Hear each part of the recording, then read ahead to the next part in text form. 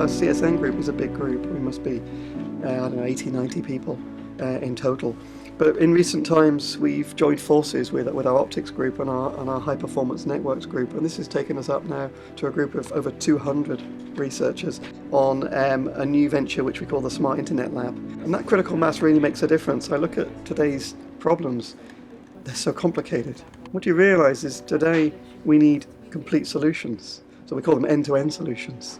What we're really trying to understand is how we can bring our various pieces, whether that is optics, fibre, network technologies, cloud computing, or radio and high-speed kind of data modems, how we bring all these together to produce the solutions that can bring big societal gain. The journey that we're on is actually getting a seamless integration of different communications technology with what happens in the fixed network, the optical backplane, and making the two work together in harmony. The vision going forward is that highly integrated converged solution which is completely technology agnostic and transparent to the end user and having a Bristol label on it.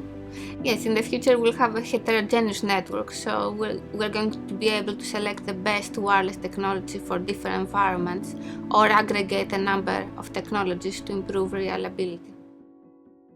The applications of our work fall into many spans, but the two that excite me the most and I think have the biggest social impact are the work that we do in healthcare and the work that we do in transport.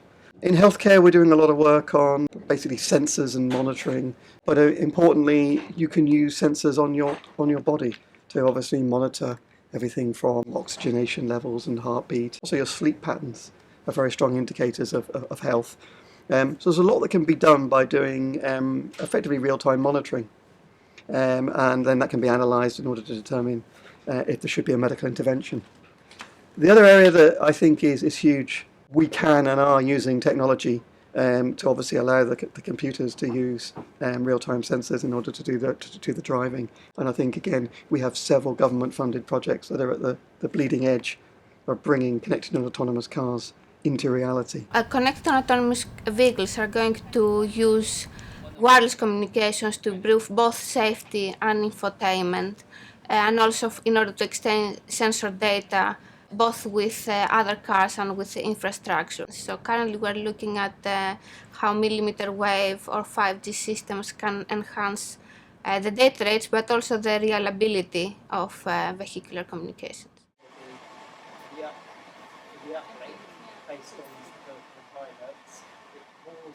The Communication Systems and Networks Research Group is really at the pinnacle of some of the enabling technologies for 5G. And one of the challenges for 5G is really getting the capacity increase that's needed for all the applications that people are foreseeing. And to hit the capacity demands that are foreseen, was it some 1,000-fold increase in capacity?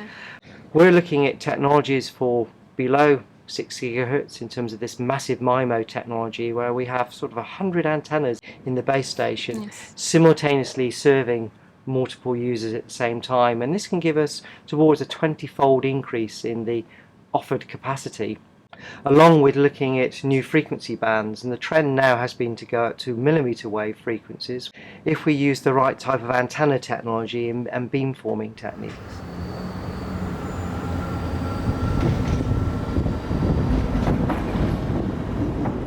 One area that I'm working on at the moment that I think could be really impactful is bringing high-speed communications into rail transportation. What we're looking at is using a 5G technology called millimeter wave in order to have base stations along the trackside that put out these narrow beams of energy.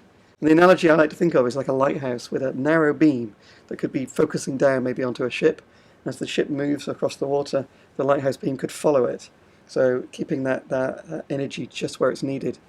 So the analogy therefore, as the train moves down the track, we actually have these trackside units putting these high energy beams onto the train, basically beaming in multi-gigabit communications which can then be spread across the carriages and give you an experience that is far better.